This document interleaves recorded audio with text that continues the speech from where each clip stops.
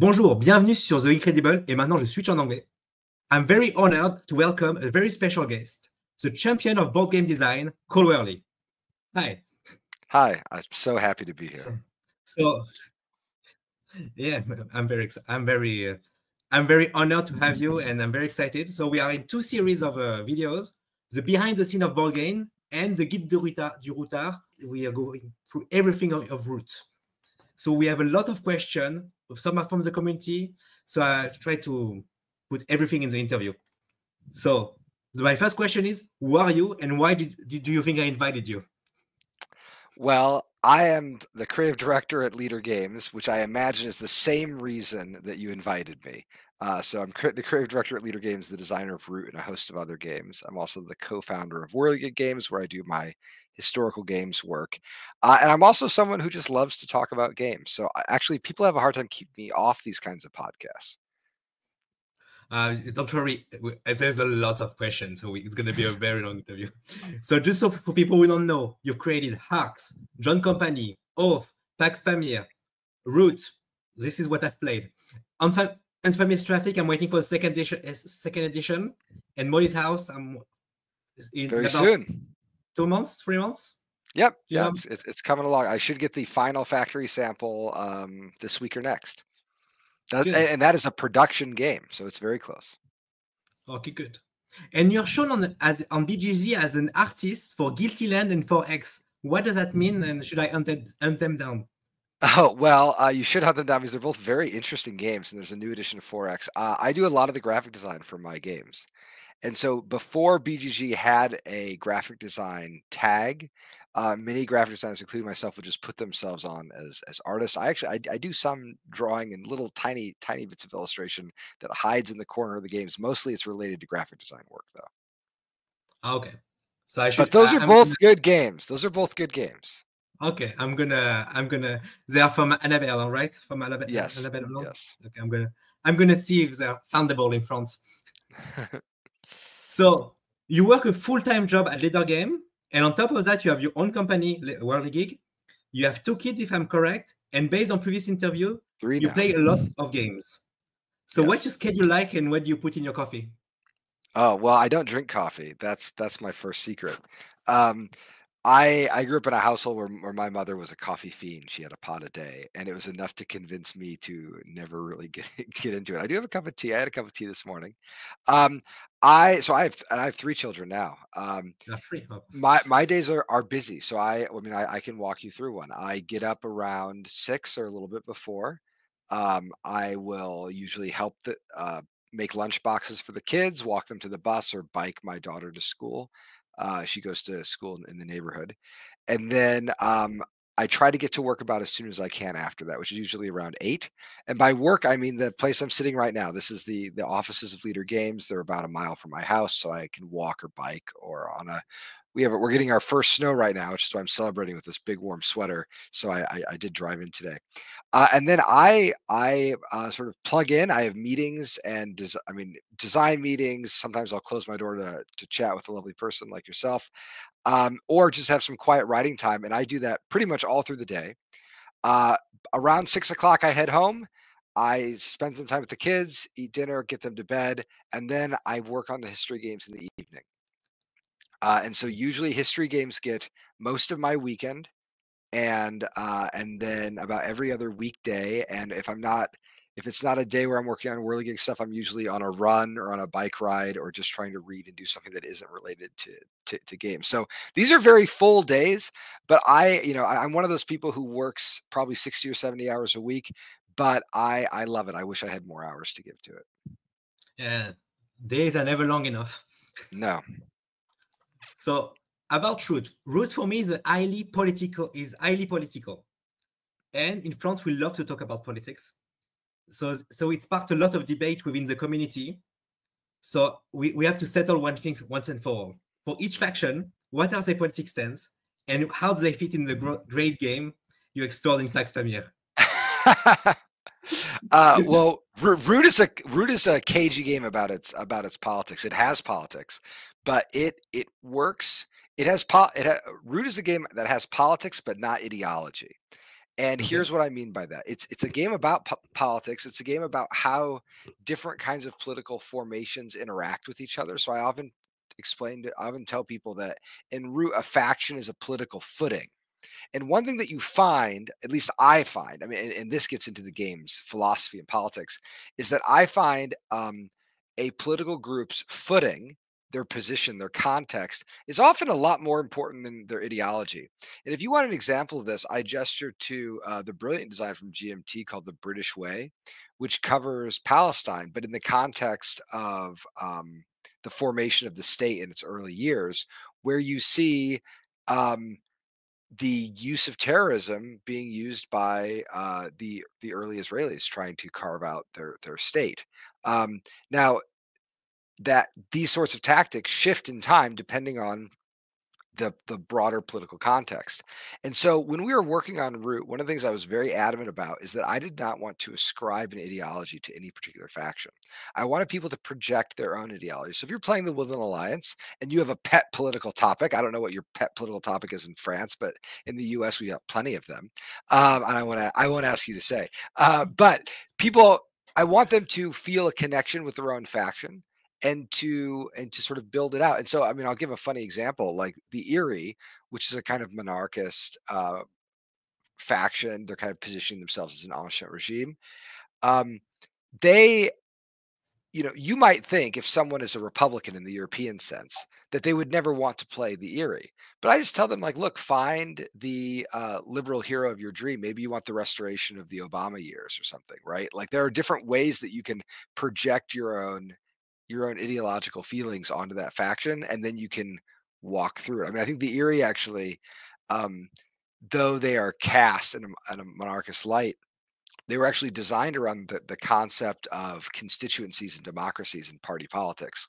You have campaign promises that you are trying to meet, and so Mm. it's a political class that is so the Erie is less important as a monarchy than as a political class that is beholden or is a political organization that is beholden to some kind of political class. Now, that class could be a broad democracy, it could be an oligarchy, there could be a lot of things powering, or I should say, poking the actual leaders of the party.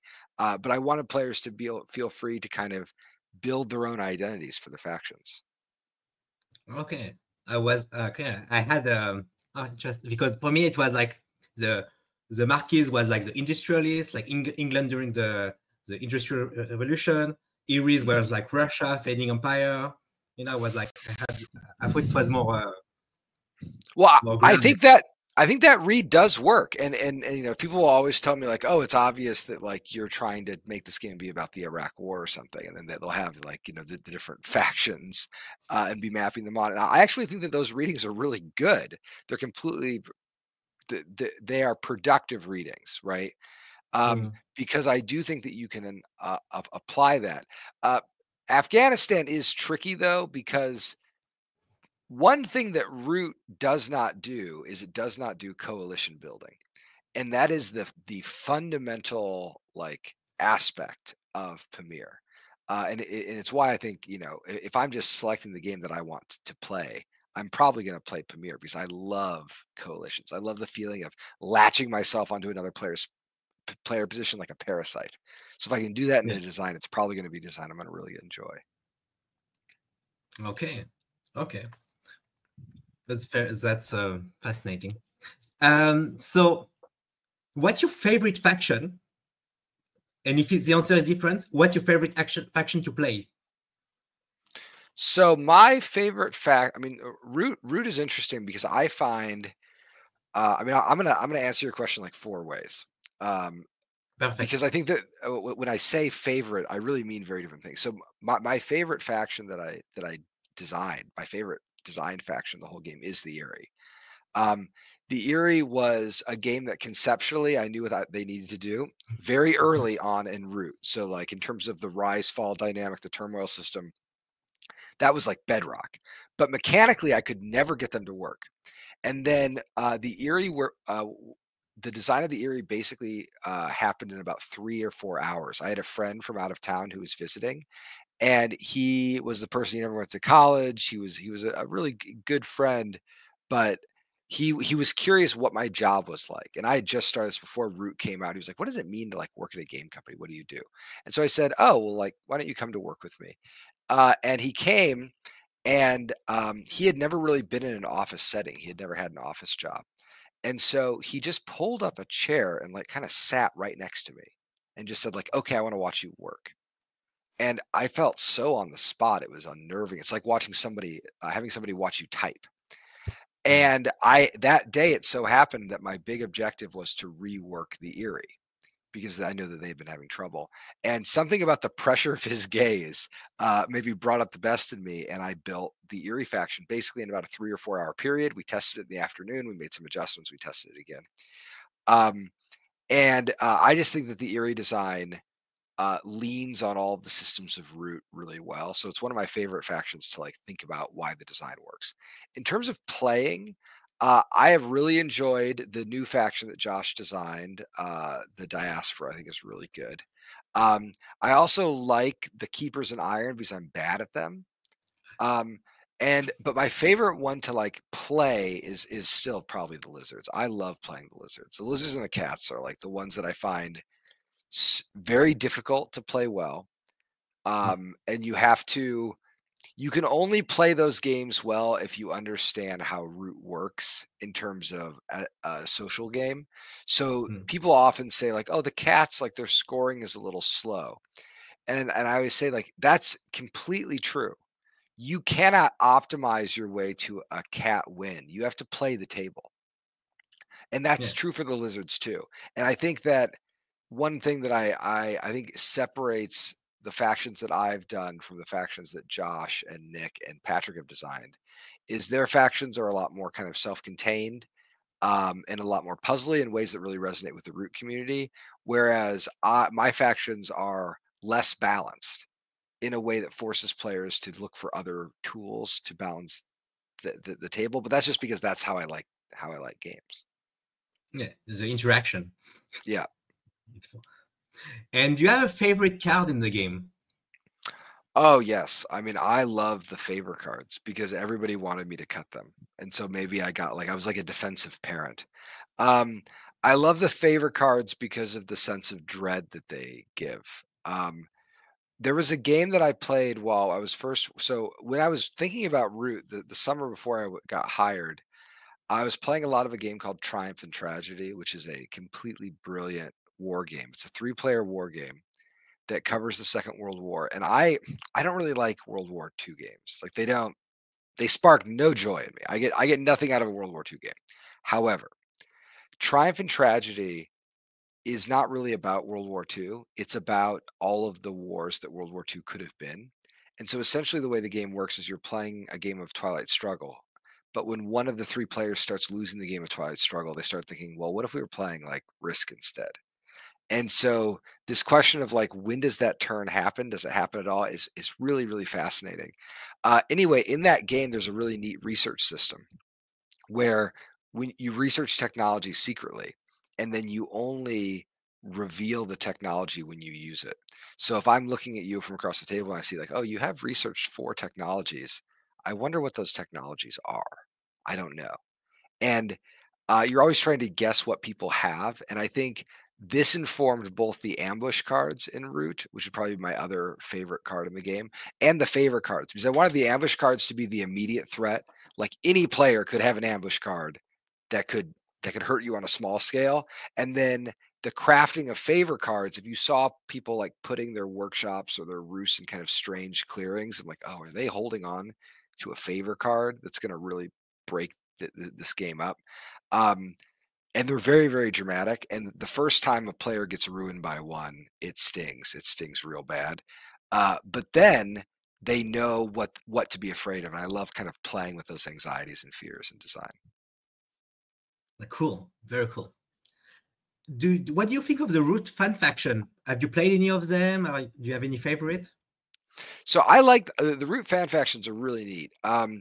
I we have a weird feeling about playing them. I think it's because we're worried that if we play them and then we start working on a faction that is similar, that people will get mad at us. But it's strange because the creative process is also like that's how creation works. You like go listen to bands, then you try to make music yourself. Mhm. And the fan factions are also responding to the factions that we've done. Um, there was a really good mercenary faction that I did play that I thought was neat. I really like the frog journalists, like I can't remember the name of it, like the Daily Croak or something.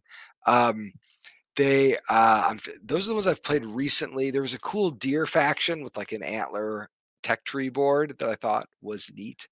Um, I mean, I like love like what I do usually do is kind of look at them and be like, wow, this is like an outstanding piece of like reimagining. Actually, there was a student at a local university who was in a game design class and did a full reskin of Root into Avatar: The Last Airbender, and it's like kind of amazing.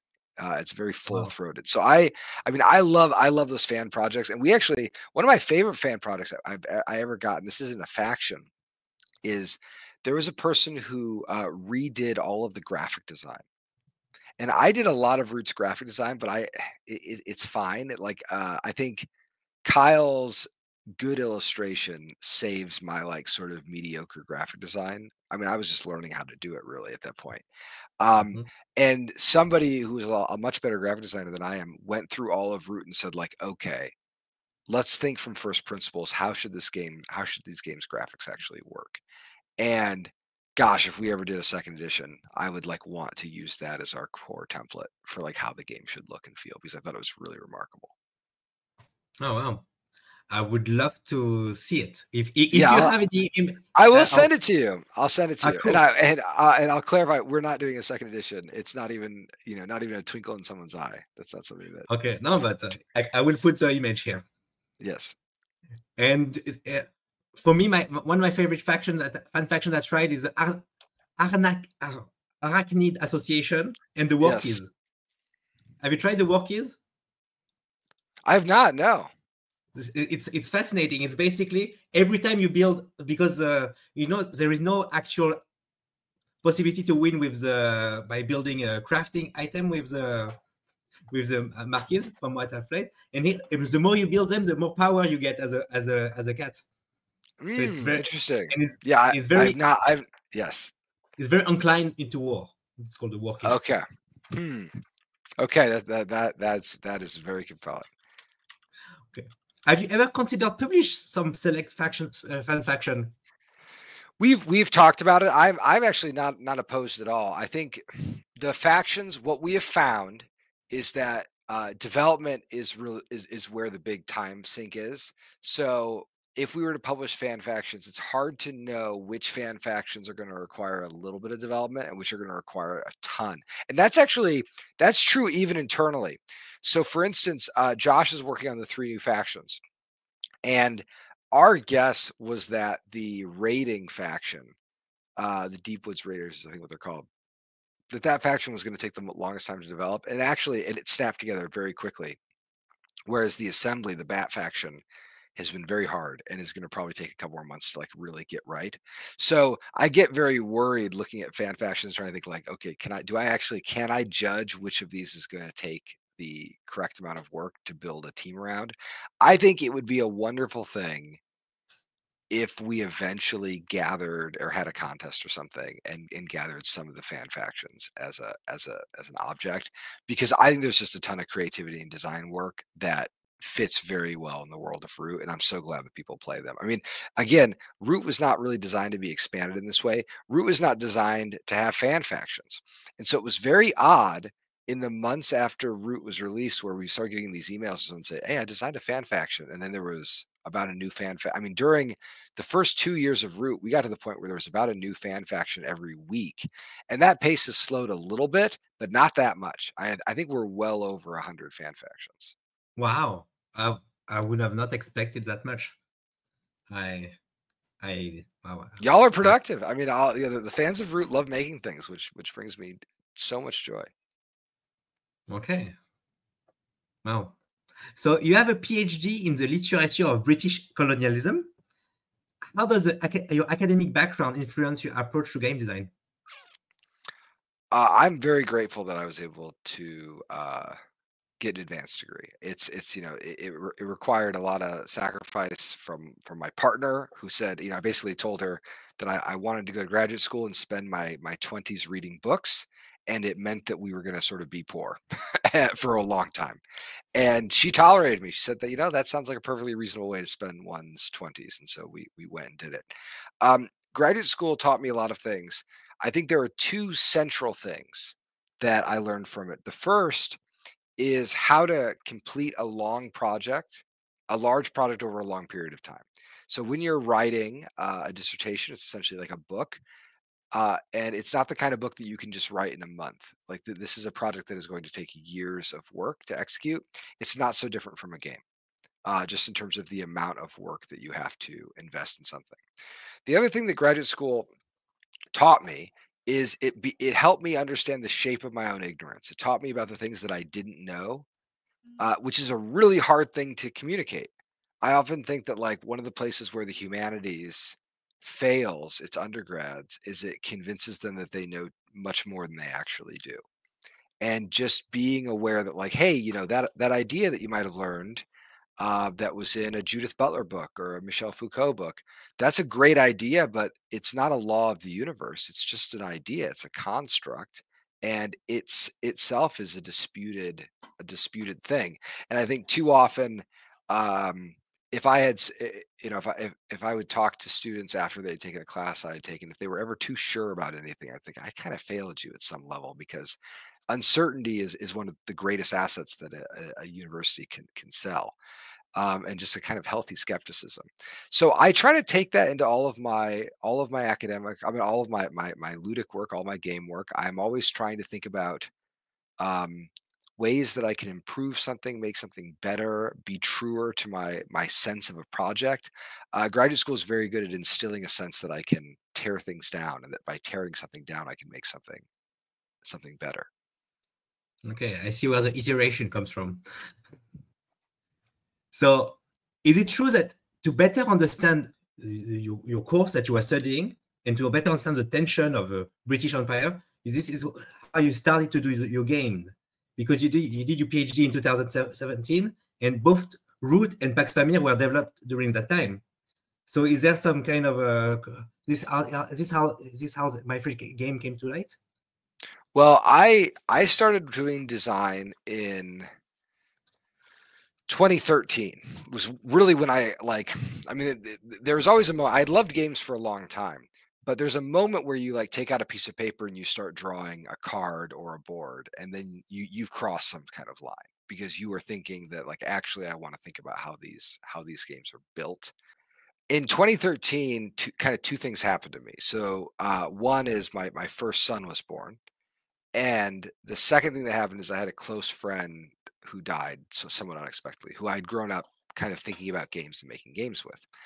And both of those events put things into focus for me. They sort of said like, look, you are not going to be around forever, and you've been thinking about games. Maybe now is the time to actually do something. And I always think about those as very animating impulses. I mean, one reason why I do like to work so much is I know that we only get so much time. And so I work on every project as if it's going to be the last one that I'm working on. The other thing is when I'm working on a game, I try to recognize the fact that games are very particular kinds of art. They're not good at everything. Sometimes something is just better if it's a book, or a play, or a song. When I was working on Pamir, I was actually writing a chapter of my dissertation, which was about the great game. It's actually about one of the cards in Pamir, essentially. This guy Joseph Wolf, and so I was writing a chapter about Joseph Wolf and his travel narratives, and I just kept thinking, boy, I would love to write about the early stages of this conflict, but I don't know the right way to do it, because what I want to show people is I want people to get a sense of these structures that were at play, not really the events that happen. The events are important, but it was more important to me that people understand the kind of broader context and structure. And so the game emerged as a way of understanding. So as I was working, this is true of Root and Pamir and John Company especially, but these are games that are about trying to get people to understand a certain dynamic at a really fundamental level. And I think it's that level which tabletop games are very suited to, because a tabletop game, unlike a video game, forces you to know the rules. You can't run the thing until you have fully internalized the kind of core logic of the game. And in a game, that core logic doubles as an argument. Oh wow. Okay. Yeah, and it's yeah. I don't know what to say. It's perfect. So for me, Arcs and John Company are very easy to introduce to new player. But some games like Oath and Root are much heavier on rules that you have to know up front. So you've talked in the past about weight budget when developing it. Can you explain what you mean by that? Sure. So everything in a board game is a barrier to play. Every clever rule, every cute component, every card, every package that needs opened, it's all barriers to play. And so when we're working on a game, I know that I have a price budget. I know how much our games can cost to produce, and the sorts of things that if I'm buying a deck of cards to put in a box, that's going to cost me some punch board or something else, some wood pieces. But games also have this kind of complexity budget. And actually, the way I think about a complexity budget is to think about spreads in a rule book. So a spread in a rule book is just the rules that are on a page. And when I think about a game, I usually think, okay, well, sequence of play, I don't want that to be more than one spread. I don't really want a sequence of play to be more than one page. If I'm explaining the actions for a game, I don't want that to happen over more than probably 2 to 4 spreads max, because as soon as you get to that fifth spread, you've just turned the page so many times. This is one reason why I spend a lot of time thinking about the size of a rule book. So here I have a prop. Look at this. Here's the oath law. This is not a standard piece of paper in the US. So here's a piece of US letter. Okay. Now, there's no reason why, from a production standpoint, like these two booklets would cost about the same amount of money. So there's no production reason why to make this art smaller. Instead, what making it smaller does is it lowers the amount of words that can be on the page. And so that forces me to think more carefully about the kinds of rules that I'm writing, because if I'm having trouble writing a rule, it's going to be hard to explain that rule later. So that's kind of a long, winding way to get to your essential point, which is thinking about John Company and Arcs as being pretty actually easy games to teach. I'm really happy to hear that, because both of those games came after other games. So and I think John Company is actually a game I love teaching, because you explain the general principle, and then you start by playing the family action, and that kind of walks you through like how the pieces work in the game. And then you just start playing John Company, and you really just need one player who knows the game, and they kind of act as an advisor for every position. And then you move through the whole turn. You have that same player run the events phase. You explain the law phase, the parliament phase, and then the game, you've completed one cycle basically. You run retirements and you're ready for the next turn. It was designed that way. I actually built it from the very beginning. I mean, I loved the game Republic of Rome. It's one of my favorite designs. But Republic of Rome is fiendishly difficult to teach. And it probably shouldn't be. Like, to me, there's a really good second edition of Republic of Rome that will never get built, because instead, I think Republic of Rome is sufficiently loved that people want to just keep playing the same Republic of Rome, which is fine. But I think a really aggressive development could make that game incredible. And that's I don't think it'll necessarily get that. Why don't you do it? If it's Well, I don't. I if you mean, love it, maybe I you should. should, but I know that there's a new edition coming out. I honestly, maybe I should do it. We're gonna look back on this interview, Jean Charles, and when I'm gone now. But Exclusivity. do you know who's sitting behind that wall is Liz Davidson, who's a classicist who knows more about Rome than pretty much anyone else I know. Maybe we should do a new edition of Republic of Rome. Anyway, I think a lot about how games teach themselves. I love teaching ARCs for the same reason. ARCs is a very weird game. I One thing that we found when I was, and this is slightly tangential, but one thing that we found when Drew and I, my brother and I, started working on our history games, is that we found that we had a lot of players for whom our games were their first board games. They'd never played Catan, they never played Magic cards, but somebody said, "Oh, you like history? Here's a copy of Pax Pamir." Or like, "Oh, I know you're interested in sailboats in the India trade. Here's John Company." And this is someone's first game. Awesome. And they were fine. It didn't even strike them as a complex game. Now, why did that happen? Well, my general feeling about this is that board games are often, so if I'm designing for a commercial audience, for the kind of hobby audience in board games, one thing that board game players love to complain about are complex teaches. Oh, this game takes so long to learn. The rule book's so long. I'm so sad, so tired of it. Well, what a designer does when they hear that is they say, well, if I take a design, like you already know how to play Dominion. So if I can say, well, this is Dominion, but we're taking out that part, we're adding in this part. Now the game teaches very easy. This is actually one reason why I think trick takers are so common right now, is because what people will do is they'll say, oh, you know how to play a trick taker. Well, this is a must follow trick taker with this kind of trump and this single scoring system. And so people say, okay, cool, that makes sense. And it actually, you know what that conversation reminds me of? It reminds me of how people talked about worker placement games in like 2007. Because people were like, oh, have you played Kalis? This game's like Kalis, but there's this one little thing that is different. I think trick takers are kind of in the same spot. The tricky thing about my designs I found is that I don't really do that. That's not how I design at all. And so what will happen is, for people who think they know board games, they encounter a game that I've worked on and they have a frustrating experience because I am not building on their prior knowledge. They're not going to read my rule books and be like, oh yeah, this game is just like Agricola, except instead of cards, there are spinners or whatever. Instead, they're like, oh, like, I mean, Pamir is my classic example, because Pamir is, just by rules overhead, like not that complicated of a game. Yeah. But it just takes 2 or 3 games to digest. Yeah, to just get a sense of it. But if you have someone who's from traditional Euro background play Pamir, sometimes they slam into a wall. ARCs is the same way. So ARCs, for my group, takes 60 to 90 minutes to play. And when we test it with people, it's an hour, a little more than an hour to play a game of ARCs. When the first copies of ARCs started going in the wild, I started getting these emails from people would say, boy, my ARCs games are like 4 hours long. And I would say, what is happening?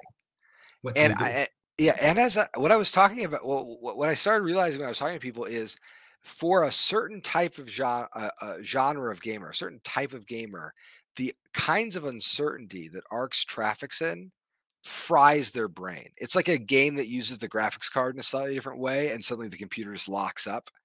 And what I find especially interesting is that actually there are places where being like a core gamer is a liability for my types of games because of how they're going to undermine their assumptions. And this isn't like, I don't wear this badge with any honor. It doesn't, like, I have a particular way of making games. I'm going to keep making games that way because it's kind of the only way I know how to make games, or at least make the kind of games that I like. But I do think it starts to explain why some of them are really, really difficult to teach. Now, all that said, Oath is a hard game to teach.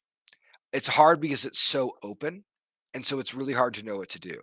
And Root is a hard game to teach because you basically have to teach 4 games, right? So they're both very hard games to teach for different reasons. Although I will say, for Oath, I have started thinking about Oath as not a complex game, but as the simplest complex game.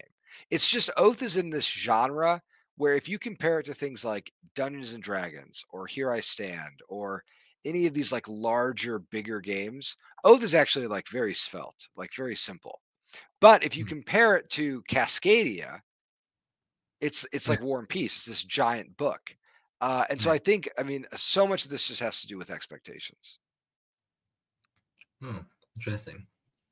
And have you ever considered accessibility when designing a game? Like, I say, oh, I'm going to design for everybody, for for the general audience, a very simple game. Have you ever thought of doing a game like this? I mean, so I think about accessibility a lot because I am interested in communicating with an audience, and that means sharing these games with these people. And that, I mean, with the widest range of people that I possibly can, I should say. So when we're working on a game, like I've been helping my brother work on a game about the lead up to the mine wars about West Virginian coal miners called the Hellraisers of Kanawha County, or Kanawha County.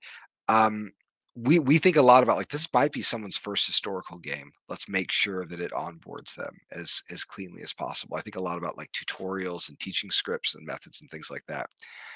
I'm not especially interested in trying to like run after the mass market audience, but that's only because I'm not especially interested in running after any particular audience. It's just like a different design philosophy than one I have. For example, I'm starting very early work on a murder mystery game because I really like mystery novels, and I think that it's a space where there hasn't been a good game that has like tried to tackle that. So I'm very interested in this as a style of game. I don't know if this effort is going to produce a complex game or a party game. Hmm, And so we just have to see. I kind of know what sort of stories I want it to tell, but I don't know what shape it's going to take. I see. It's like for me, when you're creating a game, when you're developing a game, I think you're not trying to create a fun game, but you're trying to get an emotional game. Mhm. You're trying to put someone through an arc of emotion. But how do you achieve that? So I think I try to think about what the relationship between the players are and what the tools the players have for expressing or tweaking that relationship. So I think about games fundamentally as little languages, little grammars. They've got nouns and verbs, they conjugate differently. And then the game itself is like writing a story or a poem or something. And so you're using that language to express something. Uh, when I'm working on a game, I often will have these two processes where I'll say, okay, I'm going to work on the syntax of the game. And then I will switch to, okay, but now what could I possibly communicate with that syntax, right? Um, and I find that, and what will happen is I'll try to write a story. I'm like, this doesn't sound good. It sounds like I have a tin ear, or this feels not interesting, not compelling. And then I'll go back and say, well, maybe I need to build out the syntax. Maybe I need more nouns or more verbs or more tenses. I mean, sometimes it's like I like the language metaphor because languages make themselves expressive in like lots of different ways, right? And I think that the games do too. So when you think about it in this cast, what happens then? So like what I'm really interested in is system expressiveness. Now that's not fun or not fun. It's just about expressiveness. And my thinking is, if you make something expressive, and then if you give players interesting incentives to express themselves, then players are going to find fun. They're going to find mystery. They're going to find. I mean, to me, the best games I always and I'm borrowing this from a game writer I think on BGG named JC Lawrence, who was pretty formative to me. Like I read a lot of his writing about mostly train games, and just thinking about how he talked about games was really helpful in thinking about how I wanted to talk about games. Anyway, he had this comment where the best games are kind of at the edge of your cognition because if you sit down and play chess, if you could fully understand chess, then chess wouldn't be a good game for you. And so that to me identifies a core thing about games, which is that the best games you should like not fully understand. So I love, for instance, that when people play Arcs, Arcs generates a lot of opinions. I don't think anybody plays a game of Arcs and doesn't know what to think at the end of their first game. And in fact, some of the biggest, most like the best feelings are the negative reactions where someone plays Arcs and they're like, boy, I hated that. That was all luck. I just got a bunch of random hands. And then someone else will say, like, well, is that true? I mean, so I did a classroom exercise many years ago where we were playing just a trick taker. We were playing, I think, spades or something. Um, and I had a student who really hated it. who said, "Gosh, these trick takers, I just hate. They're random. I don't, I don't think there are any choices. I think they're stupid. My hand, I have too many cards in my hand, whatever." So they had a big list of things. I said, "Okay, maybe trick takers are bad." And I could tell you, well, if trick takers are so bad, why do people play them? And I want you that to be your research project. But there's Mhm. another way of building this research project, which is the same person keeps winning trick takers at your table.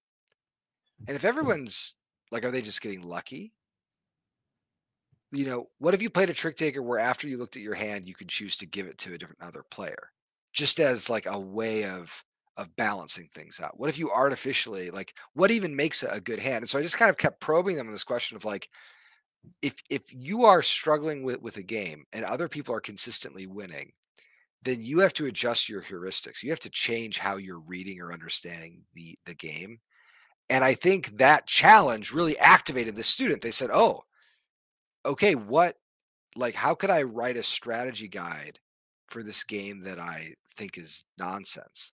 And then in the process of writing that strategy guide, kind of, as an abstract idea, they found that actually there was like a ton of depth in the kind of core system.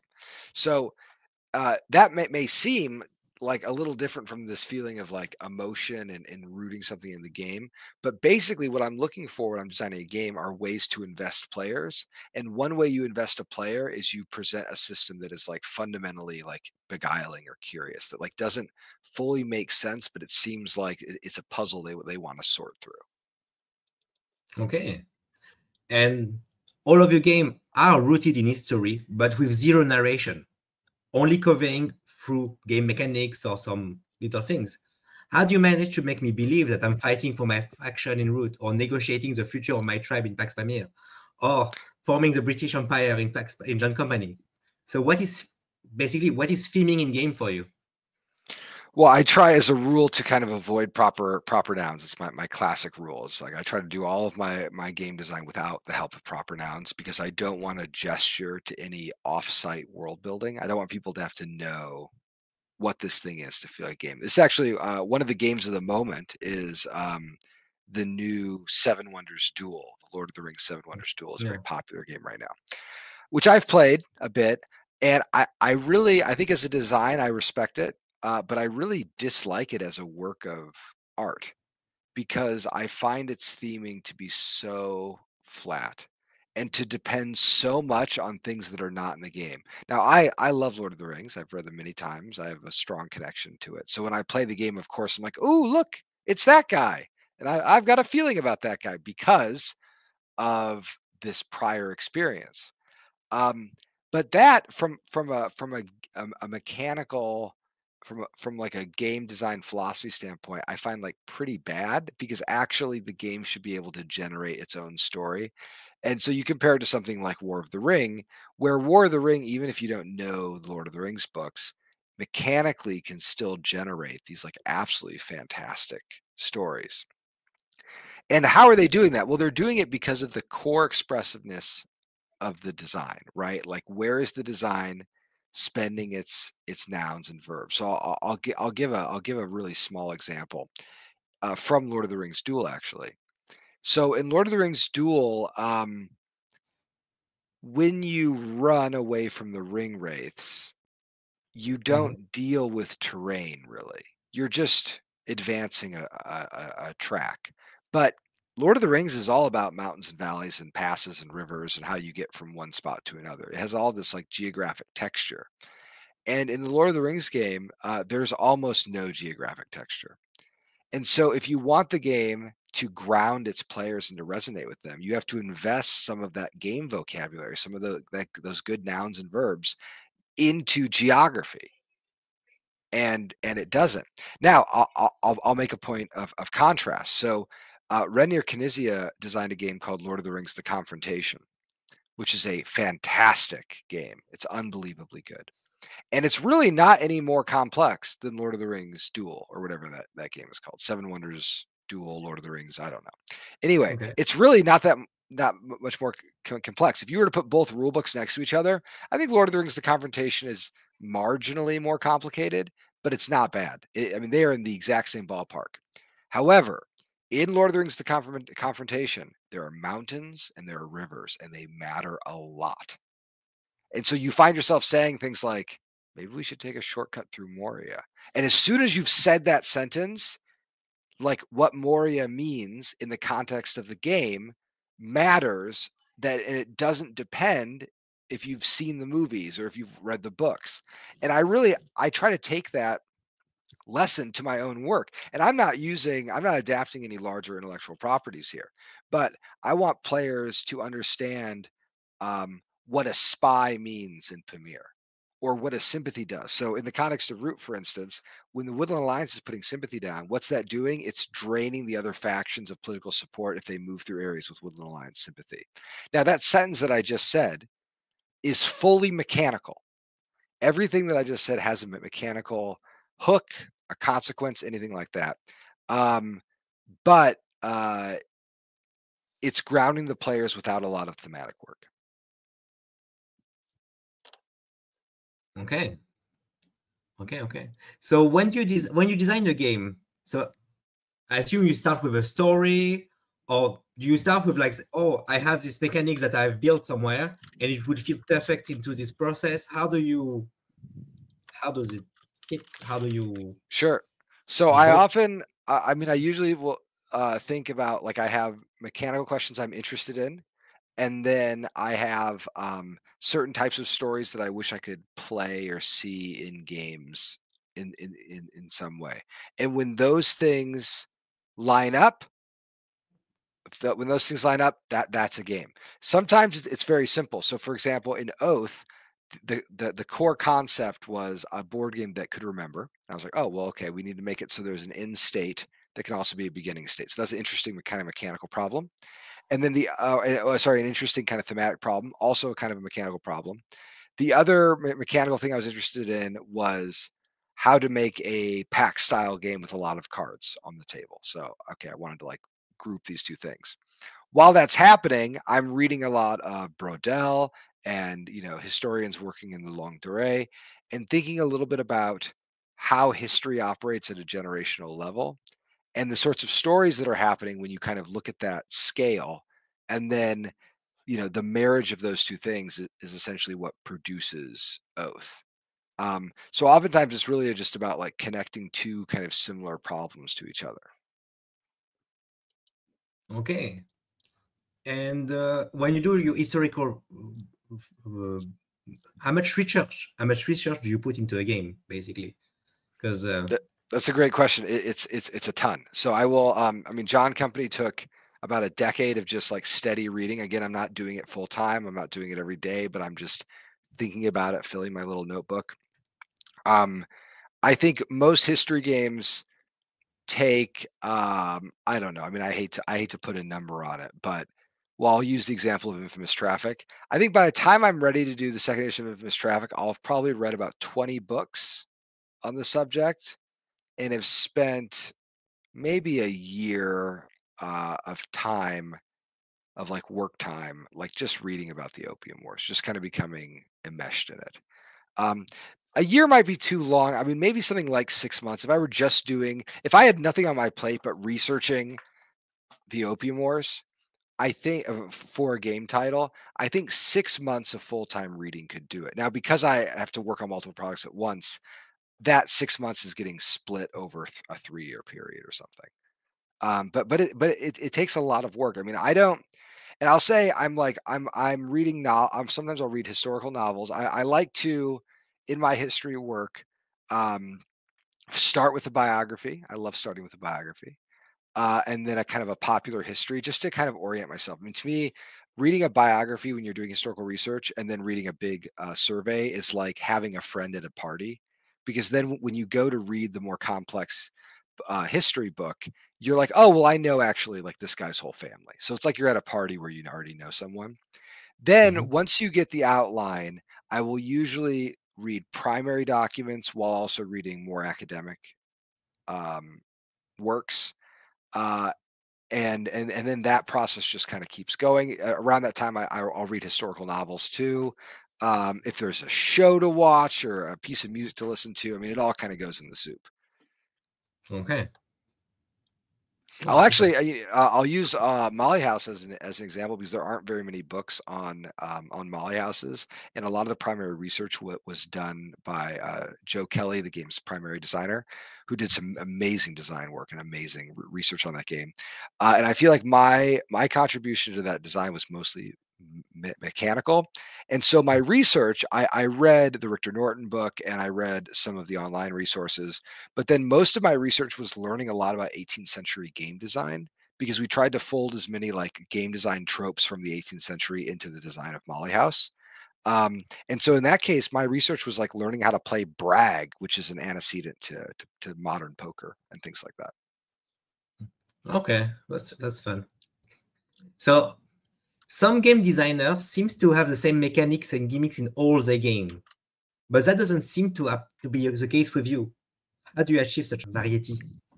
So it's achieved primarily again through method. So I start every project by asking myself, what do I want the interaction to the players to be? How do I want them to feel? And then I build systems to create those feelings.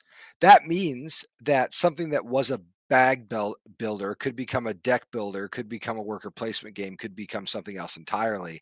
I'm never linked to any mechanical framework. A lot of times when I've met other professional designers, they'll say like, "Oh, I want to build a worker placement game that like does this." And so they are kind of automatically starting from a position of safety. The other Hmm. thing that I do a lot is I really do restart my games a ton. It takes me a long time to make games, and I don't really want to speed up. I like working on games slowly and having the ability to restart things as much as I might need. That is a big driver of creativity because what the audience is not seeing are all of the games that were like Pax Pamir that I was like kind of noodling on and then being like, no, these are all just too similar to Pax Pamir. Now I'm going to work on something else. If I had to be publishing a game every single Essen, I'm sure I would be making less weird designs. Okay. So you iterate a lot.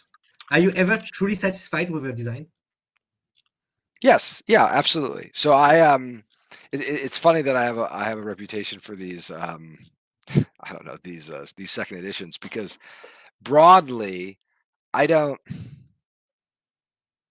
I don't really think about them as being like essential to my creative process. The second editions are what I would prefer to have been the first editions. They are the most fully articulated versions of the game.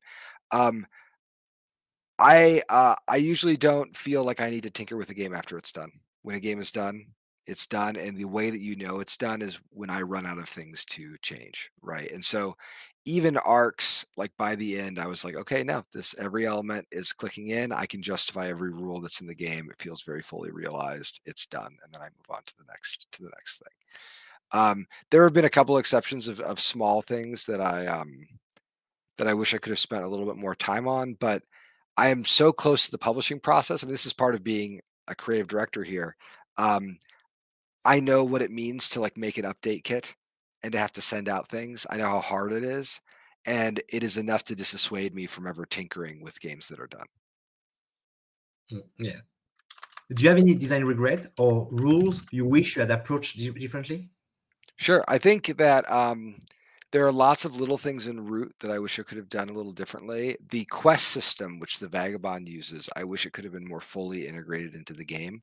Originally, the way the quest system worked is every faction had quest cards, and they would like had a little quest board, so they could ask the Vagabond to like do different jobs for them. I really liked that system. We just couldn't get it to work. Um, and I think with a little more time, we might have been able to get it to work. I wish that other factions in Root had a better interaction with the items, and I wish we could have fleshed out the ruins more. Um, so I actually have tons of like little things. I wish the events in India and John Company were like a little bit cleaner, a little bit simpler. But again, I know what I bought, so it's not. We worked on those events in India and John Company so much, and what ended up happening is I was like, look, we need this level of expressiveness. That level of expressiveness is requiring this level of complexity. We're not going to be able to outfox it. We just need to pay the bill. So, I mean, usually I have small regrets, which they just power my own design. I mean, actually, when I work on a second edition, the first step is I have to get to really hate the first edition. I have to really drill in and find things that I dislike. And then that puts me on a reactive footing, which is when I'm at my most creative. And that's true for any other game that I play. When I was working on ARCs, I was playing a lot of 4X space games that I did not like, to just think about why these games were not hitting with me. And then ARCs is the result of that relationship. Okay. So when I heard the last update on the Oath expansion, it sounds to me like a second edition of the game.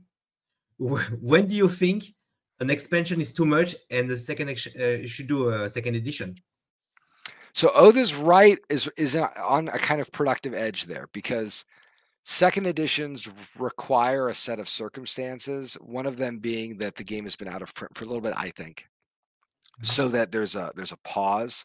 And that wasn't true with Oath. Oath was still selling pretty consistently. So it didn't make sense to like take it through the course that would cause a second edition to happen. One reason why, I mean, Infamous Traffic actually presented a funny challenge there, because it was a print-on-demand game that was being sold through Amabel's Amabel Mary's Hollandspiel. And so when the license expired, I requested it not to be renewed. And they accepted. I mean, we had not a negotiation, but we just had a frank conversation about it. But it was because I wanted the game to be out of print if I was going to do a second edition. I didn't want anybody to buy a new copy of Infamous Traffic and then 2 years later find out that there was a new edition coming out. For Oath is interesting. One thing that is true about Oath is that it was never designed to be expanded. And in the last stage of a game's development, you kind of like tighten it up as much as possible. But in tightening up a game, you usually stop it from being easily expandable, because when you're working, it's a little bit like building a house, right?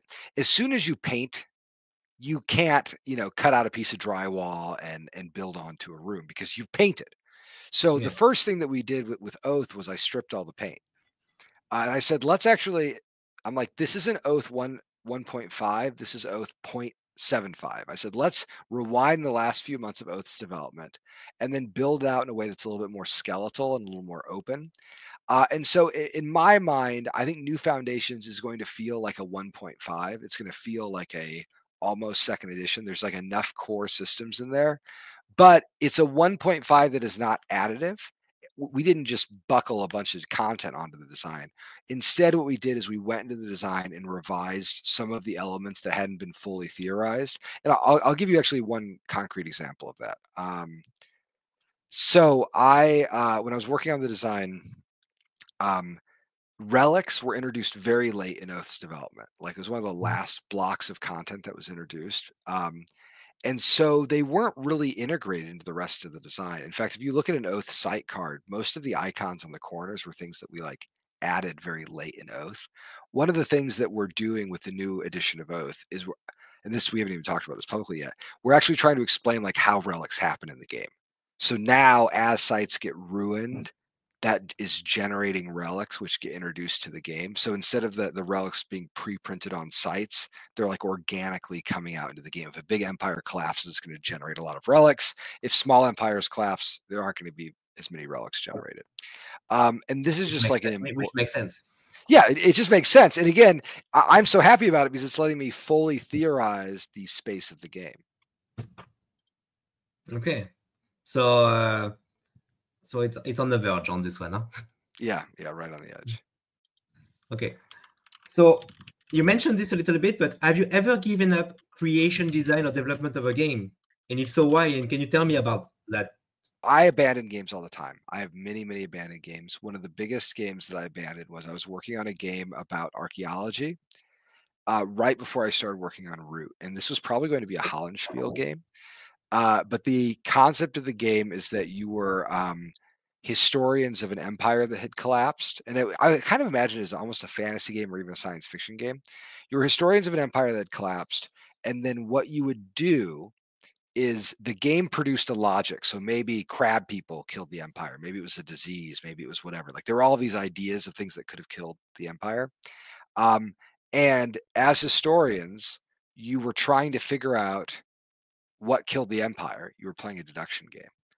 And at the same time, the same time, you were trying to like publish books that were explaining what had happened.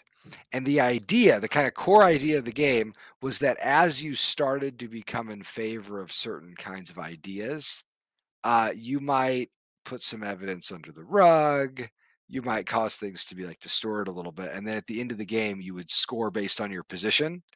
And then you would reveal like, well, what actually happened? Or maybe you wouldn't even get to reveal it. So I really like the concept of this game. I still might do it. It's like kind of like lurking in the back of my mind. The problem was, though, I just didn't have the skill or the time or the production expertise to make this a reality. And while I was working on it, I just kept getting stuck. I got stuck and I got stuck. And then around the same time, I started working on Root.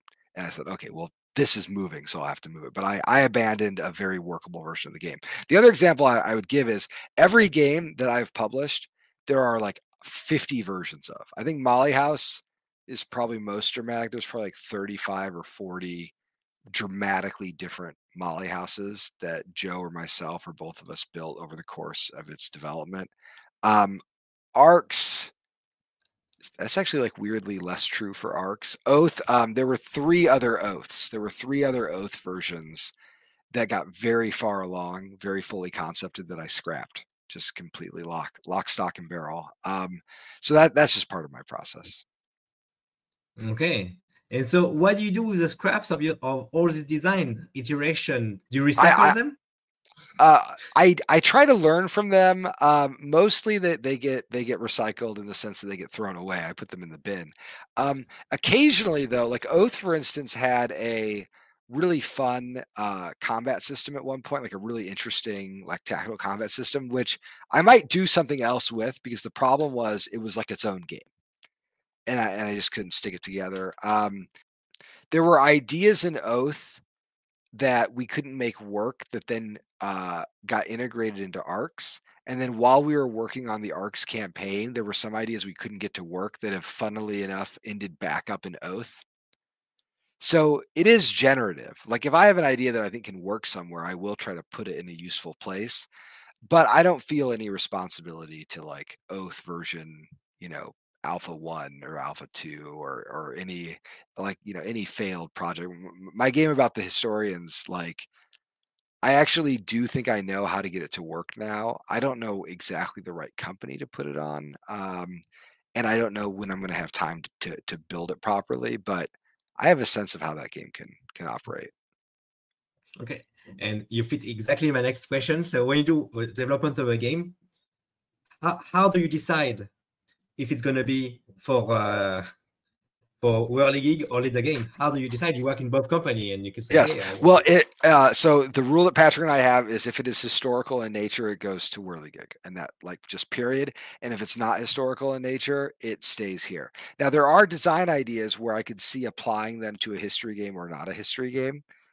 For instance, when I was working on Molly House, I played Molly House in the Leader Game studio a couple times because I wanted to help some in-progress projects and show them some design things that we had figured out. So it is very porous. I mean, when my brother comes, the co-owner of Whirligig and like probably my most important creative partner, when he comes to visit, he sits right behind me on this desk, or he's out in the common room. Everyone knows him. We talk about games as if we're kind of one unit making and thinking about games. I mean, he played Arcs basically weekly all through testing, and he's not a staff employee. He just likes working on the games that I'm working on. So it's usually pretty easy to know where a game is going to go, and it usually just has to do with the game subject.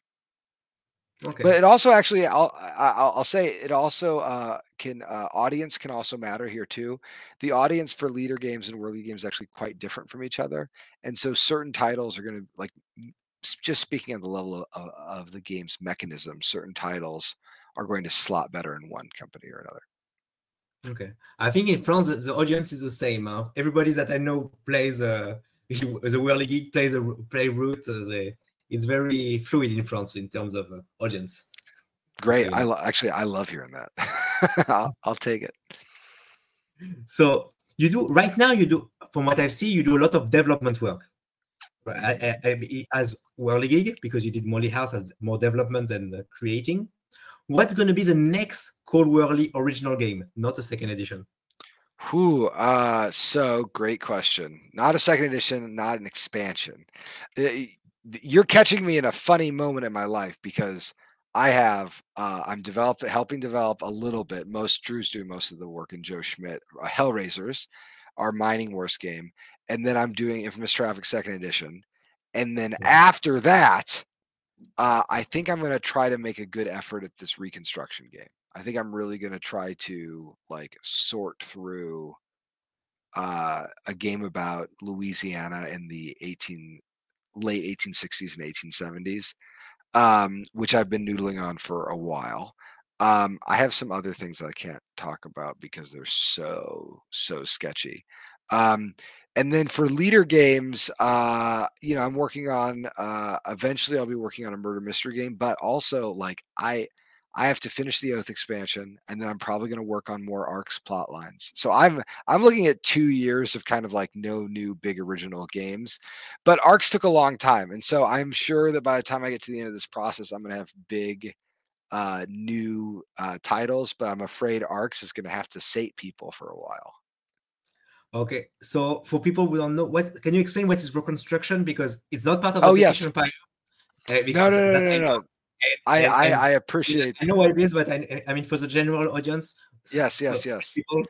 So the Reconstruction period is a very important period in American history that comes after the Civil War. So after the Civil War ended in the United States and the emancipation of slaves, after that happened, the Southern states did not immediately come back into the Union. They didn't just shake hands and end the war. Instead, they were put on various degrees of governance that was managed by the U.S. Army.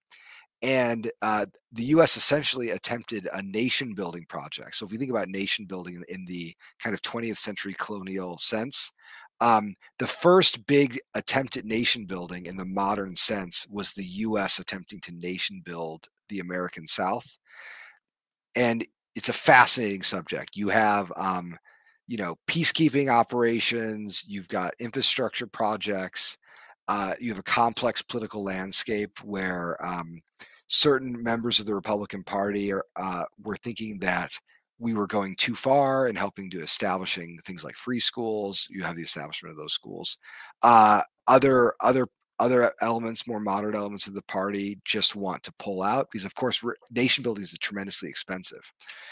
In this period, you get the emergence of the United States as it exists today.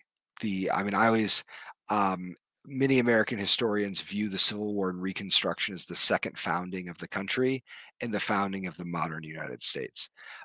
This period, though, is extremely poorly taught and poorly understood even by Americans. So I really appreciate you asking me to say, what do you mean by Reconstruction? Because actually, even in the context of the United States, people say, oh, Reconstruction, that happened after the Civil War. It failed. Did it fail? How did it fail?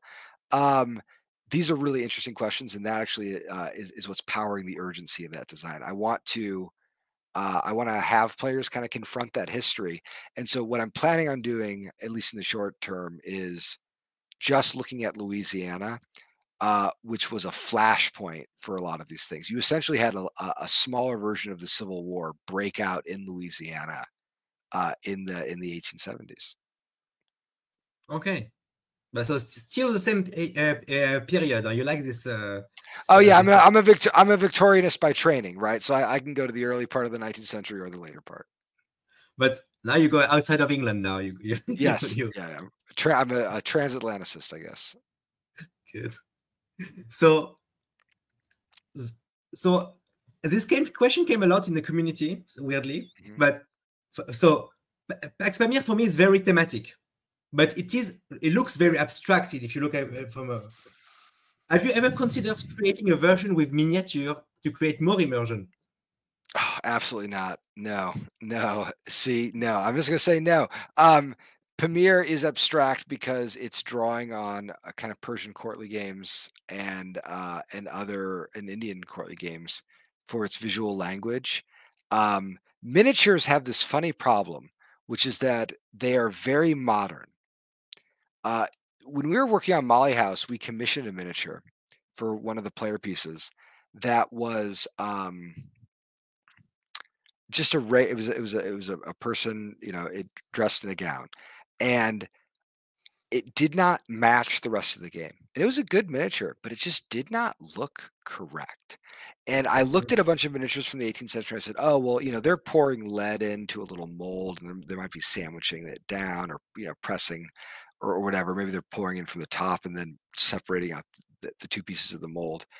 Maybe if you made the pose like more kind of flat, kind of put the arms up like this or something. And so we tried a less dynamic pose, and it helped a little bit, Um, but it still didn't feel right. And eventually what we realized was, if we wanted it to be thematic, we should be looking at the kinds of games people were playing in the 18th century. So for the Molly House miniatures, they actually look like chess pawns, but they're wearing like Mhm. a hat, or they have a wig or a dress.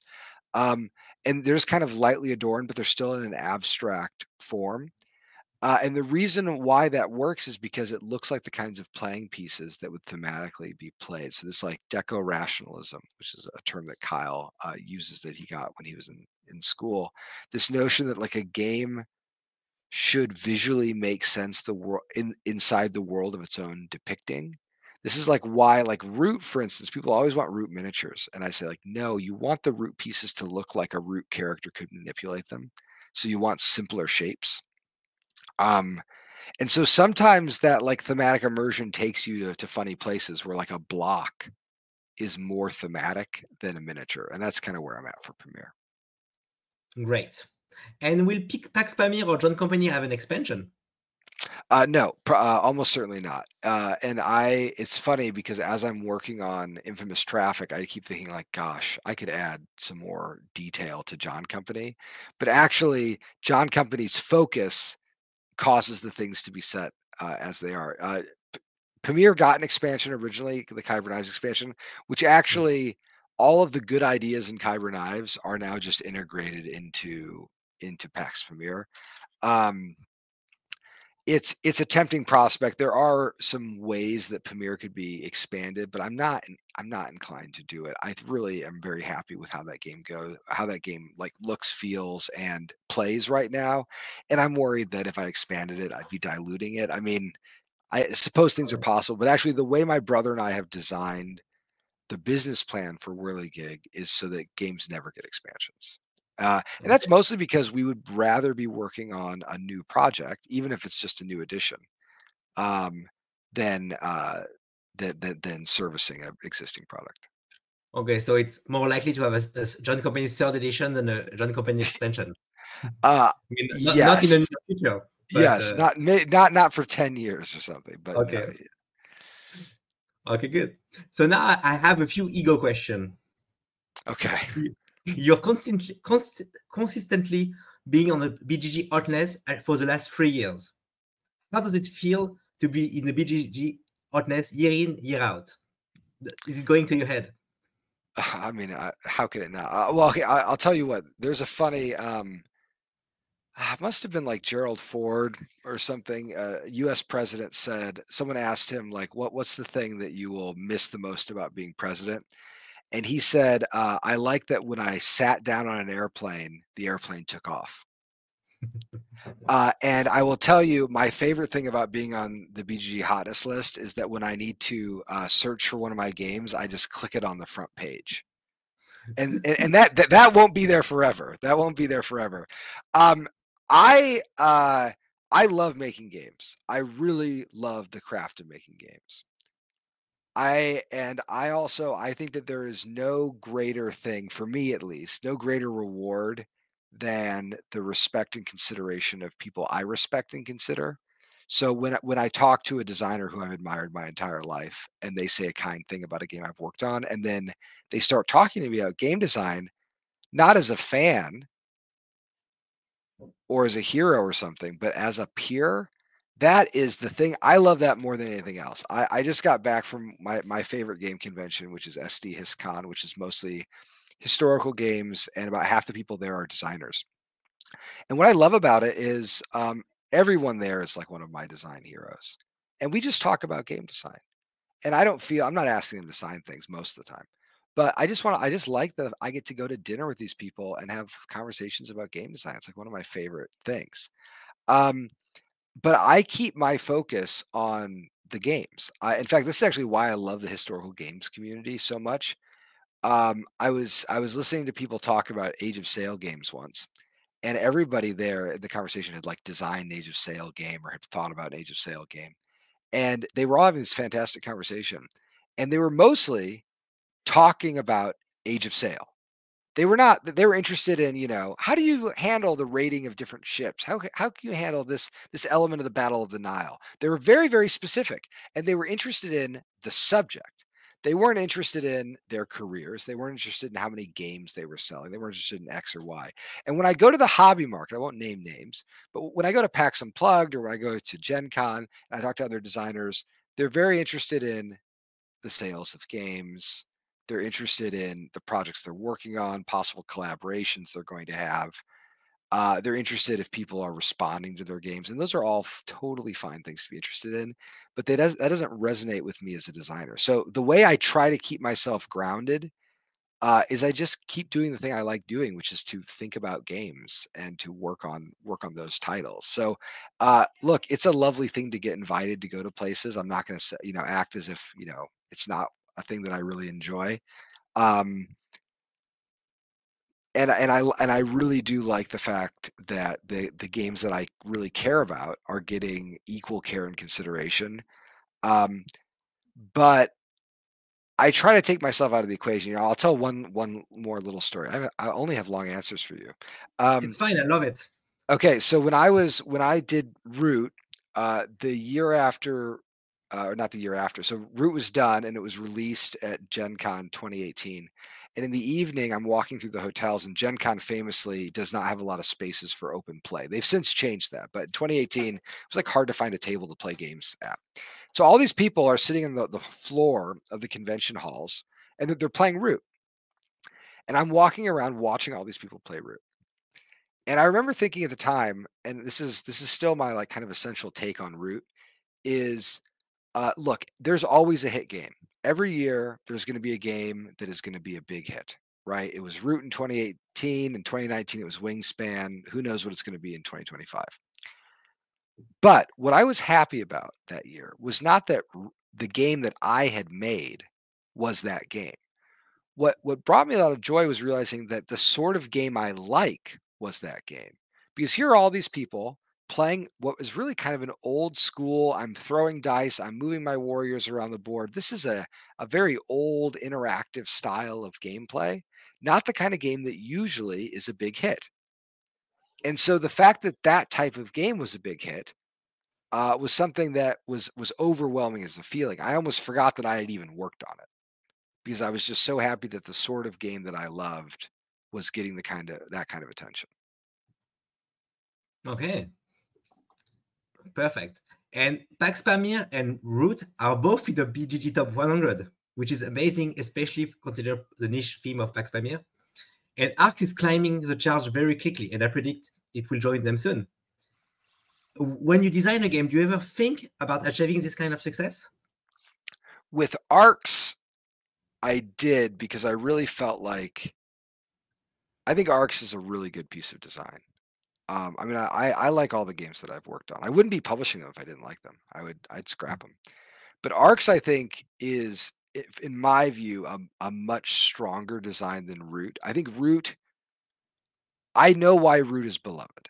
Like I get that people really like Root, but it is also a design that is very clearly an earlier design for me, and I'm so happy that it resonates with people. And in fact, Root was a game that was made excellent with its expansion. I think Root is a very good game. I think its expansions have broadened out what Root could be, and it's almost like a lifestyle game, which I think is amazing.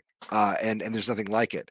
But as a piece of design, there are limitations. So there's a game I quite like called Heroescape. It's kind of a silly miniatures game.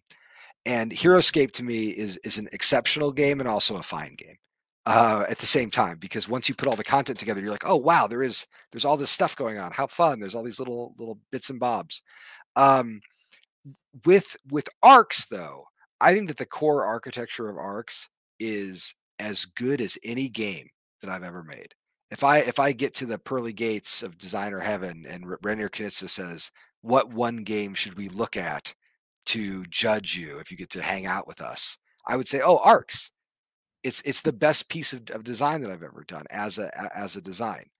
Um, and when I look at the top 100, I think Arcs is as good as any of the games on this list. It is funny to watch a game because of course I'm going to watch. I read all the comments, the good stuff and the bad stuff. I watch the games climb up, and I always have like the most queasy feelings when the games are climbing up through the like 300s and 200s because that's where I think all the really exceptional games are. I'm like, oh, Arcs past Goa. And I'm like, I can't believe it. Goa's incredible. What am I doing up there? But once I get to the top 100, and it's just because my tastes are a little different than what the top 100 is, I look at those and I'm like, Arcs is a better game than most of these. It should Right. get up even higher. So I get like a little more cheerleadery towards the end of this race. But I think Arcs will get there. Yeah, no doubt. So you've had several success as we've seen. Can you become rich at being a game designer? In other words, are you open discussing money that you made with games? Yeah, I'm happy to talk about money. I wish more people did talk about money in game design. So game publishing works like other publishing industries, which is to say there's plenty of money to be earned, but it's mostly earned by publishers and by people who have established a name for themselves. So Stephen King does great, and Random House Publishing does great. Some designer who's just starting out is not going to do that well. One reason why I work at Leader Games, one reason why I serve as the creative director for the company is I am genuinely interested in figuring out how to make a game company where people have good jobs. All of the employees at Leader Games are on career paths that will take them to be making $60,000 or $70,000 a year when they get to their like fully realized positions. That's not true for every position. The customer service track doesn't quite in there. But if I hire a graphic designer, I usually like to tell them like, look, you're right out of college. We're going to start you at 40 grand a year, maybe 45, depending on their, their pedigree and their talent. And I usually tell them, in 5 or 6 years, I want you making 60 grand. And I want you to be making bonuses and have really good benefits. We don't have royalties for games that are generated in studio. So I don't get paid a root royalty. Instead, we have a bonus pool that we all draw from. So even that graphic designer that we just hired, they didn't work on root, but their bonuses come from the same money that root is generating. Now, as the creative director and because of my seniority and my position at the company, I get a larger section of that bonus pool than someone who's just starting out. But in principle, I want the same bonuses that excite me, that animate me, that encourage me to like do the long hours. If I'm being honest, I want them to feel that same thing. And someday, I want that junior graphic designer, that customer service agent, that developer to start out. I want them to develop an amazing game so that when I take a bonus, I'm getting some money from the game that they worked on. I mean, it kind of cuts both ways, but you want this sort of open structure. When Root did well, so I can really get in the weeds here because this is something that I feel very passionate about, and I wish people would talk more about. Because Go ahead. nothing disappoints me more than looking at a very successful game company with very few full-time employees. Because when you see that, people are not getting paid probably as much as they should, or the owners are not taking the kinds of risks that they should to create staff to support that company. So Leader Games has 17 employees. I can't remember if that counts Patrick or not. Patrick is in a unique 17 position. and a half. Yeah, 17 and a half. And I can see a world where we will eventually grow to be about 20 employees. I don't think we'll grow beyond that. But that is a growth powered by the size of Root's success. Now, I know of companies that make a lot more money than us who have a fifth of the employees. And I think you can look at that and say, like, well, we're being a little wasteful at Leader Games. And I say, no. They're being greedy at their companies. They don't need that second lake house. They could be building a job for somebody. And that building a job is going to let someone, I mean, fundamentally, every person who works here, I tell them, like, hey, you pulled the lucky ticket. You work at a game company. You get to spend some of your career thinking about the craft of making games. And I don't know if that's going to generate a really good game, but I do know that being able to devote your career to something is a really unique and remarkable thing. And that my hope is that it encourages people to take real risks. After Root did well, I'll put some of this in really direct material stakes. After Root did really well, many of the people at the company, including myself, had our salaries basically double. Most of the people at the company, not most of the people, a sizable chunk of people at the company bought their first house with the bonus checks that came from Root. So this is real money. I mean, I own a house, and I own a house because I work at a game company. That's a strange thing. What I usually tell people about working in the game company, working in the game industry, is that I'm interested in building a game industry that is broadly equitable, so that if someone is able to come into the game industry, they could expect to have a career where maybe they're not going to get quite as much pay as if they were in the private sector or in other parts of the corporate part of the private sector, perhaps, but that they're still going to do pretty well. We're not running a charity. This is a publishing company, and if we publish games that are popular, they are going to make money. And if you publish games that are going to do really well, then you are going to make more money. I mean, I have never made as much money as I'm making right now, and my family's doing very well. I wouldn't, it's not gangbusters or something like that. I didn't buy a new car.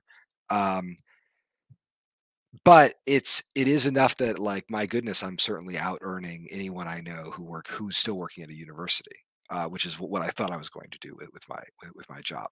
It's a hard job too. The other thing that I'll say about it, just to put this in context, when people look at how much money a Kickstarter raises, if a company is doing a good job, my general rule is that the company should have as much profit left over after everything is said and done as they raised initially. So if I'll use Pamir as an example. Okay. Drew and I raised $250,000 on the first Pamir campaign. Mm-hmm. After we had printed the game, fulfilled it to backers, and then sold the remaining copies that we had printed, because usually you print 2 or 3 times. I mean, oftentimes you want to print like 5 times as many copies, but that's the rub. After we had done all of that, when we looked at our little bank account for Whirligig, we had about $220,000, $200,000 left. So if $250,000 was like where we wanted to be, we were a little under that, and we hadn't paid ourselves really at all. And so that money, if I imagine that money is expressed as a salary with benefits, and I think about Pamir as a project that took 1.5 years to execute, I think, well, Pamir was successful enough to pay 2 people essentially a salary of 60, 70 grand a year and some benefits. That's pretty good. Now, you can take that same logic and apply it to a Kickstarter that makes $2 million. And so you think, well, if this Kickstarter does a really good job, when all's said and done, and they look at the money that remains, how many people, how many families are they supporting with that amount of money? How many people are they able to, fully devote to the work of making games? And that to me is like the true success. So look, I mean, I'll answer your question very bluntly. Is it possible to become rich working in board games? Of course. The designers who are at the top of their game right now are doing extremely well for themselves. But I'm going to go a step farther and say it's not just about someone hitting it big in board games. It's possible to have a good career in board games. But there are some structural things that have to be adjusted to make that possible. And I'm very proud of the work that we've done at Leader Games in opening that aperture up a little bit, and I think it's being done at other companies too. Great answer. And so you have this. So you have 0 royalty for any of your games. That's true, but I essentially have an ownership stake in the company. So like it's expressed in different ways, but I don't get like a quarterly royalty check. Instead, I get a bonus, and Okay. the bonus is dependent on how the games are doing. When we were working on ARCs, for instance, because we didn't release anything last year, our bonuses kind of like went down. And we decided like, hey, we're not going to be taking money. We have to see how ARCs is going to do. Now that ARCs has done well and we've had some successful Kickstarters, it's like, okay, the bonuses are getting re-engaged. You know, my brother and I, when we do the historical games, Drew and I are 50-50 partners on Whirligig. I don't make more money from Whirligig because I happen to have designed our first 2 games. And the reason it's structured that way is we both think that we're getting the better end of the stick. So he thinks, huzzah, like this is great. I'm getting to work on these games that have a good reputation and they build on Cole's work and other companies. And I think, yes, I can't believe that I have someone who can manage the operations of the company, who can help me with development and who's an excellent collaborator. We just split the pot 50-50, minus, of course, like, you know, work with external designers like Ricky Royal, or Richard Wilkins, who did all of the solo design for John Company and Premiere Molly House. Joe Kelly certainly gets a royalty for their work on Molly House. And we try to set the contracts in ways that give a lot of power to the contractor. So for example, Joe, I really liked working with Joe. It was hard. It's always hard to collaborate. So I don't want to make it sound like it was the easiest thing in the world. But if Joe knows that after Molly House is done, if they want to use it to found their own game company as their first and major game, they can do it. That's fine. They own the rights to that game. And we have it essentially for like a licensing period, and then it's up. Okay. And no, it was not the original plan for Whirligig, but now that it's going really well, are you planning to actually build another company with full-time employee and all that stuff? Because so I have given that question to Drew. I've told Drew that if he wants, so you know, I am very lucky at Leader Games because Leader Games supports me. Like it pays most of the bills. And if Drew wants to try to turn Whirligig into a bigger company, he has my full blessing. But our governing thought is to stay small, just because it was an experiment. And because my schedule, Drew knows that because there are a lot of people at Leader Games who rely upon me, he knows that if I'm busy on ARCs, I can't help him work on the Whirligig stuff. And so he did not want to, like, you know, hire an office manager or hire a salesperson, and then we have to tell them, oh yeah, Cole's busy for 3 months, so you can't, you have nothing to do. That's not fair to that person. Now, one reason why we're exploring working with other partners is Drew is kind of testing the water. What is it like to grow a little bit? What's it like to be a little bit more of a regular publisher? And I fully support him in that. Heck, I would also, you know, if we wanted to reinvest in the company, I'd be happy to even renegotiate my ownership stake, just because I want him to feel like he is free to build the company of his dreams. cool. So what advice would you recommend to start creating a game if you're starting in your hobby? What advice would you give to someone like this? Know if your objective is to get a game published or to make a good game, because often those things are in direct competition with each other. If you are trying to get a game published, that's going to lead you to certain kinds of design decisions and certain kinds of partnerships. If you are trying to make an excellent game, you're going to find yourself interested in other things entirely. And if you are trying to make a game that is truly excellent, know that you are your own best critic. No one is going to give you the depth of feedback that you can provide to yourself through just the process of kind of self-critique and evaluation. So I always tell people, like, sharpen your taste. You are the best. You are the best critic of your own work. Never delude yourself. And this is why, like, you know, sometimes what will happen is people are like, oh, I think it's good enough to be published, I'm going to try to get it published. I always think like, I hate it.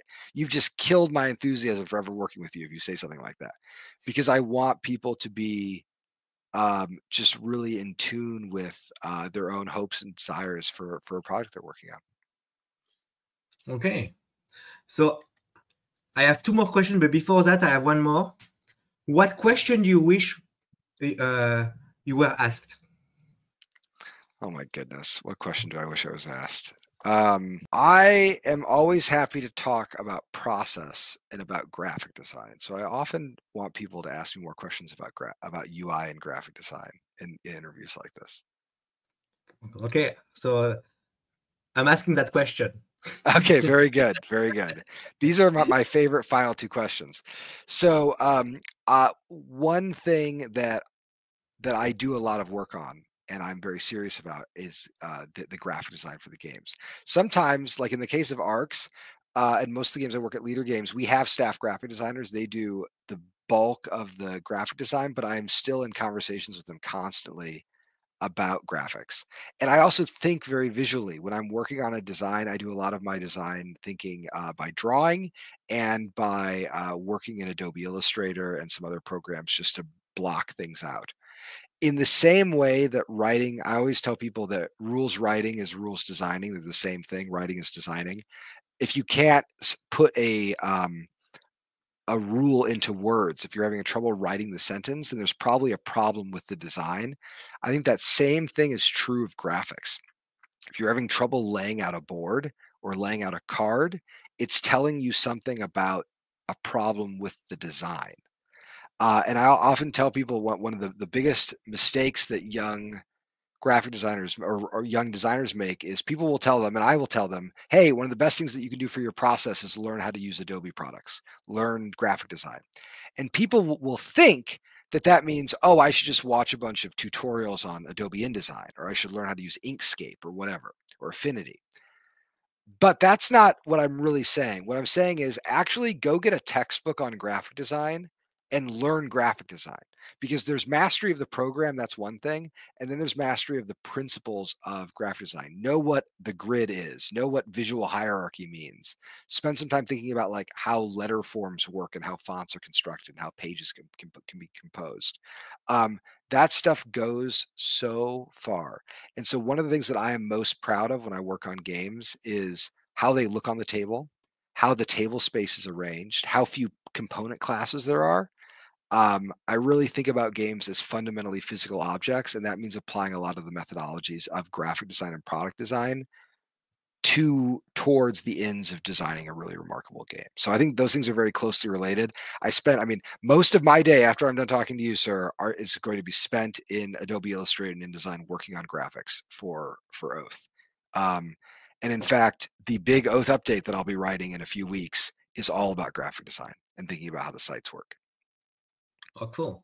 What are free games you would recommend to our community and why?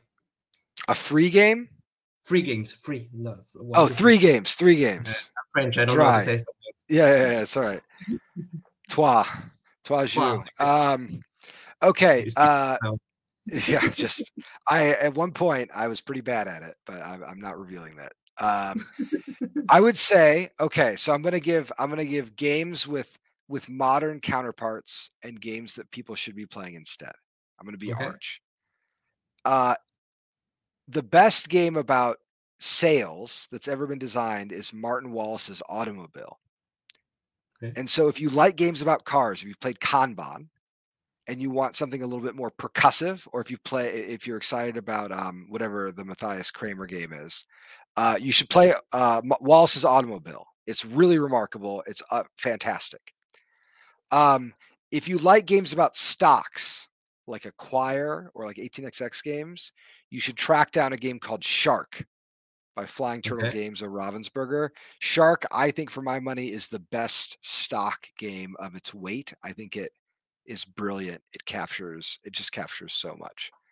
And then finally, if you like negotiation games, if you like John Company, you should play a game called The Traders of Genoa, or the new edition is just called Genoa.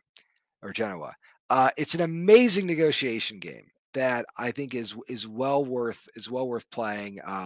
Such interesting deals get made. It's a negotiation game where people's feelings don't get broken. So if you have a group that John Company is too prickly, try The Traders of Genoa. It's brilliant design. So those are three I'd suggest. Perfect. Just so you know, you talked so much about 18xx in your that design chat on the game studio that I started playing them, and it's very good. Yeah. All right. Well, if you like those and you haven't played 1817, That's my 1817 is awesome. It's It's incredible. awesome. It's incredible Yeah. design. And then I'm very excited for the old Prince to finally come out someday because Yeah, I want it. I played it once. It's amazing because you Yeah. recommended it, and so I hunted it down at the 18xx convention. There's an 18xx convention in Belgium that you should come to. There's a lot of everybody comes from everywhere. I think there's a good 18xx that's set in Belgium, like 1897 maybe, which I've heard is incredibly good. Is that the one? I don't know. I would have to look it up. I think there's like there's one that's like 1897, 98. Oh, there are too many, and there's only 100 numbers to use, right? So this is the core problem. But sometimes they cheat. So they say 18 India. Yes, that's right. I've not played that one yet. I think you would like some part of it. The drafting of what you can build is interesting. Because you cannot build whatever, you cannot buy whatever you want. You have to draft it at the beginning. Interesting. Okay, that's very compelling. It is. So last question: if you can give one advice to our viewers today, what would it be? So I'm speaking to a community of gamers here. Remember that game groups don't last forever, and always try to play games that suit your group. So like I think this is something that I've thought about in the past, how sometimes I would be the guy bringing the 18xx game to my group that really just wanted to play Euro games. And in retrospect, like I should have been playing more Euro games with that group. They really loved them. I think it's important to remember that when you're playing games that you are playing with people who have things that they want to be playing. And I think I have never regretted being accommodating to the people I was surrounded by. That's a great advice. So that's all the question I have. So there's a lot of questions. So thank you again for the opportunity. Go buy all Cold War League game. You will never be disappointed if you have not played all of them.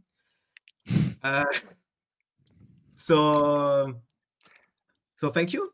And this is my pleasure. And that game I was hunting for was 1894, which I've heard is incredible. It's the highest one on my playlist, which I have not played yet. Okay. There you go. Jean-Charles, this was so much fun for me. I thank you for those excellent questions. I had a really good time. Thank you. And see you soon at one of the Root Days in France. Yes. Eventually it's going to happen. The people are going to be excited. I'll send you the next date if you want. Yes, please do. Okay, bye. All right, take care.